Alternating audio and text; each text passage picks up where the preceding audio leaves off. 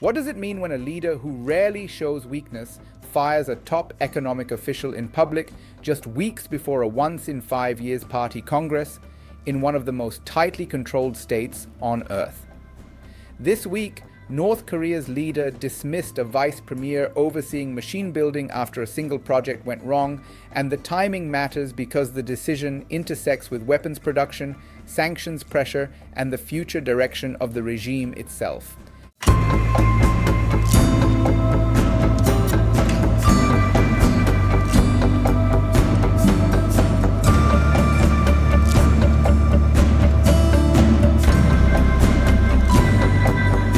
If this purge signals deeper instability, it could reshape how Pyongyang allocates resources between its economy and its military.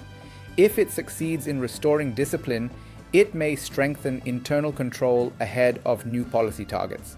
And if it fails, it risks exposing structural limits inside a system already strained by isolation, sanctions, and demographic pressure.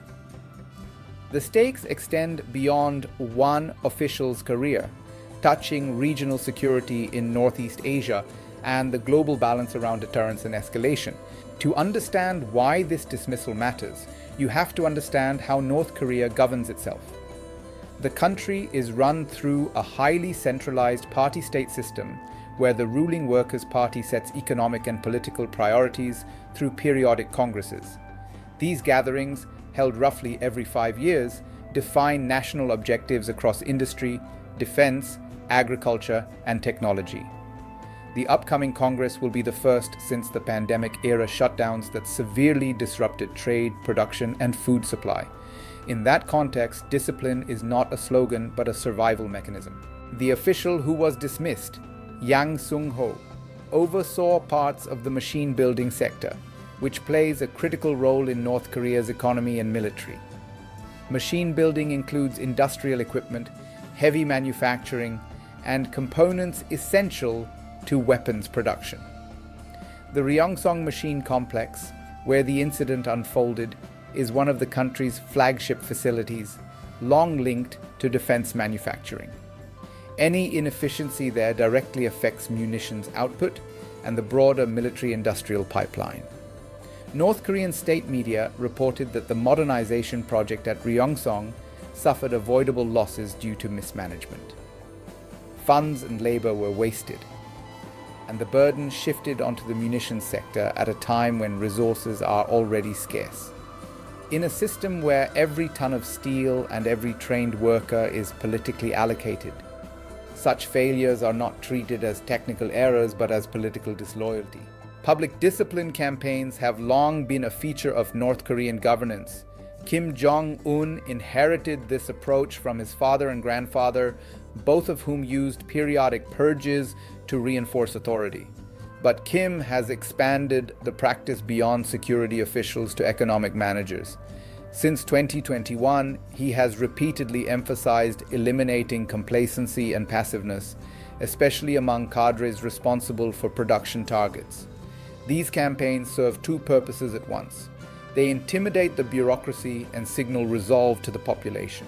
The economic backdrop explains why this pressure has intensified. During the COVID-19 pandemic, North Korea sealed its borders almost completely.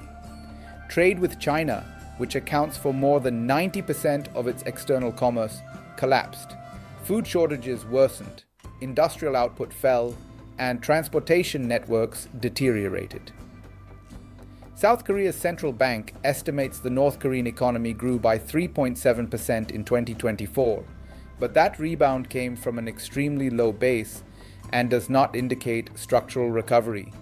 Sanctions continue to limit access to fuel, machinery, and foreign currency. At the same time, the regime has doubled down on weapons development, conducting dozens of missile tests since 2022. This creates a zero-sum dilemma. Every resource directed toward defense reduces what is available for civilian industry. The leadership's answer has been stricter discipline rather than reform, prioritizing control over efficiency. The upcoming party congress amplifies these dynamics. Congresses are moments when Kim consolidates authority, reshuffles elites, and resets policy narratives. Officials who appear ineffective before a Congress are vulnerable. Removing a vice premier in a highly visible manner sends a signal across the system that failure will not be tolerated as the leadership prepares new economic goals. There is also a signaling dimension beyond North Korea's borders.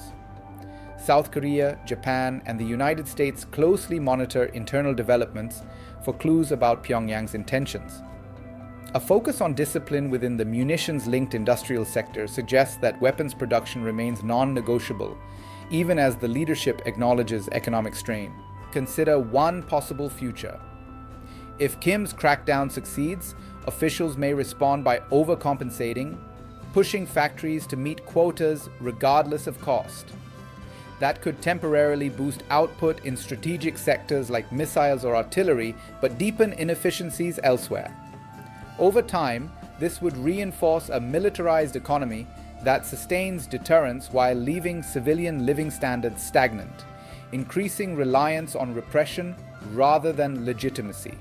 Now, consider another scenario. If fear-driven management leads to paralysis, with officials avoiding initiative to protect themselves, production could slow further.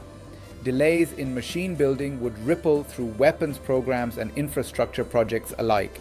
In that case, Kim would face a harder choice between loosening control to encourage innovation or doubling down on punishment, raising the risk of internal fractures. The regional implications are significant.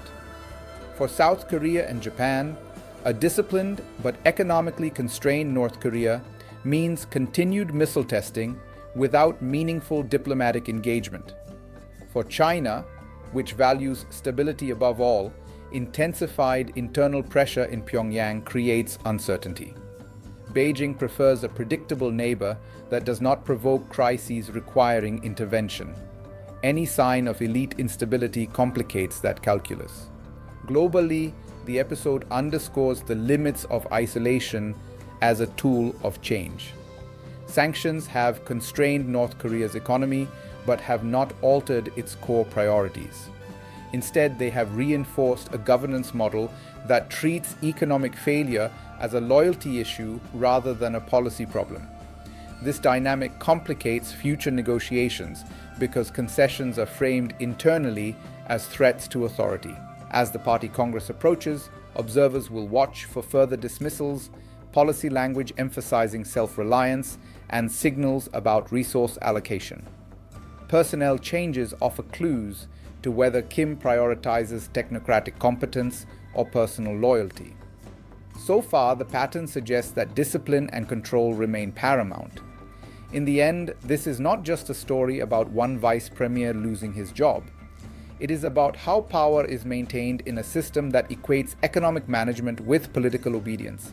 It is about a leadership preparing for the future by looking inward, tightening control rather than opening space. And it is about a country whose internal decisions continue to shape regional security far beyond its borders. The real question is not who gets fired next, but whether discipline alone can carry a system forward when structural constraints remain unchanged. That answer will begin to emerge when North Korea gathers its elites, sets its next targets, and reveals what it is willing to sacrifice to stay in control.